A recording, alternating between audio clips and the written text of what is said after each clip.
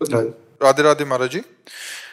महाराज जी, जीवन में तनाव होने का मूल कारण क्या है? उसे पहचानना कैसे? अज्ञान, भ्रम।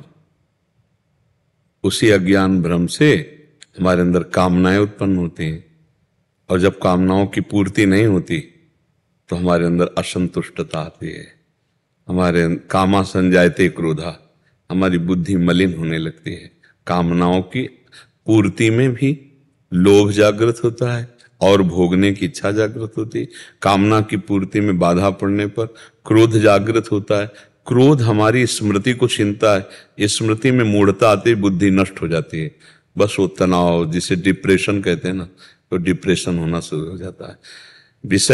विषयों का जो चिंतन है यही नाश की जड़ है। और अज्ञान के कारण हमको ऐसा लगता है कि यदि हमें मनमानी विषय भोगने को मिल जाए तो सुखी हो जाए। देखो, हमें जो धन प्रिय है ना, वो धन नहीं प्रिय है, धन से विषय मिलते हैं इसलिए प्रिय है। अगर रुपया प्रिय हो तो उसकी कोई खास बात है। रुपया प्रिय नहीं है, रुपया से सामग्री मिलती है, हम जो चाहे वो भोग सकते हैं, जहां चाहे जा सकते हैं। रुपये का प्रयोग प्रिय है, इसलिए रुपये की मान्यता है। अब वो प्रयोग क्यों प्रिय है? क्योंकि मन और इंद्रियां उसे अच्छा मानती हैं कि ये भोग लूं, ये देख लूं, ये छू लूं। तो मन और इंद्रियां जिनके पास ये सब भोग हैं, उनके क्यों नहीं तृप्त हो गए?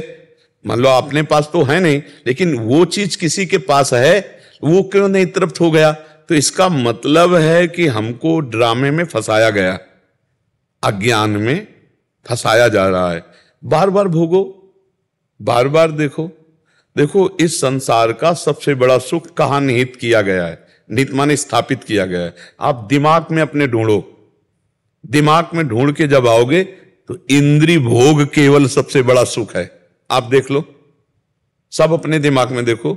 मैं पढ़ लिख करके अच्छा नौकरी करूं या व्यापार करूं, खूब धन कमाऊं, धन कमाकर मकान बनाऊं और सुंदर ब्याह करूं, खूब खाने पीने की सामग्री हो, बढ़िया हमारे पास मित्र हो जो हमारी अर्धांगिनी हो, मन मानी जो मैं चाहूं वैसा भोगूं। लेकिन ये सब है किसी के पास जैसा तुम सोच रहे हो, इससे भी अच्छा है किसी के पास, लेकिन वो भी तृप्त नहीं है। विडंबना है कि जिस शरीर को देखकर तुम चाहते हो ऐसा हो तो मैं सुखी हो जाऊं, उसी को कोई भोग रहा है और वो उधर से निरपेक्ष, वो किसी तीसरे की तरफ देख रहा है, और वो तीसरा जिसके ऊपर वो चौथे की तरफ देख रहा है। ये है क्या? बड़ा सूक्ष्म विषय है। अगर इसको देखा जाए तो ये है क्या? बोले अज्ञान। ये सब का मूल जड़ अज्ञान है, जिसमें हम फंस रहे हैं, जिसमें हमारे को अब निकलना होगा।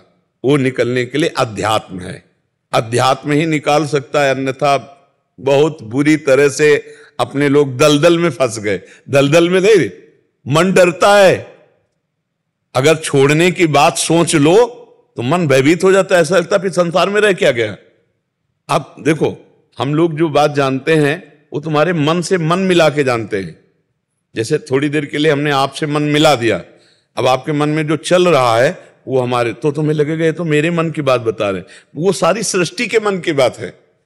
अगर आपसे कहा जाए कि ये झूठा है, आप इसे छोड़ दो, तो छोड़ने की बात सोचने मात्र से लगता है फिर तो हम मर गए, जीवन है किस काम का। इसी में पूरा जीवन निकल जाता है और उसे विश्राम नहीं मिल पाता है। हम कह रहे हैं भोगो, लेकिन धर्म पूर्वक भोगो। धर्म, उसे एक सीमा में बांध दिया गया है। धर्म एक सीमा में बांध देता है, तुम्हें ये खाना है, तुम्हें ये पीना है, तुम्हारी पत्नी है, तुम्हारा ऐसा, तुम्हारा, बस इस सीमा में रहो, नाम जप करो और धर्म को भोगो तो निकल जाओगे, फंसोगे नहीं। लेकिन आप गौर से देखिए, ईमानदारी से, वृंदावन की भूमि में बैठे हो, क्या मन सीमा में राजी है? ईमानदारी से देख लीजिए। मन को नवम नवम चाहिए भाई, नवम नवम, और ये इसीलिए पाप कर बैठता है, चाहे जितना पैसा लगे, नवम नवम। आप हमारी बात को अंदर से समझ लीजिए।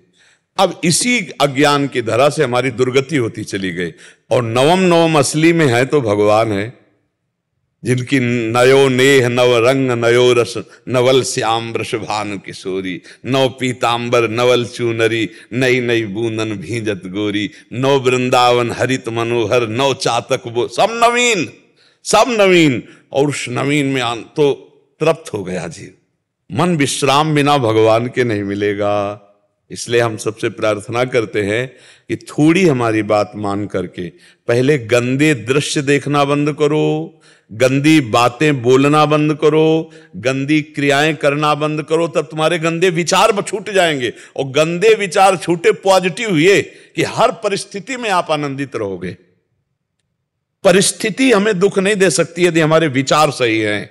जिसे सुख चाहिए उसे कष्ट होता है, और जो सुख में स्थित है उसको कष्ट क्या पहुंचाए। थोड़ी सी दवा इतनी सुन्न वाली कष्ट को नहीं होने देती, और चित्त भगवान में जोड़ दो कष्ट होगा।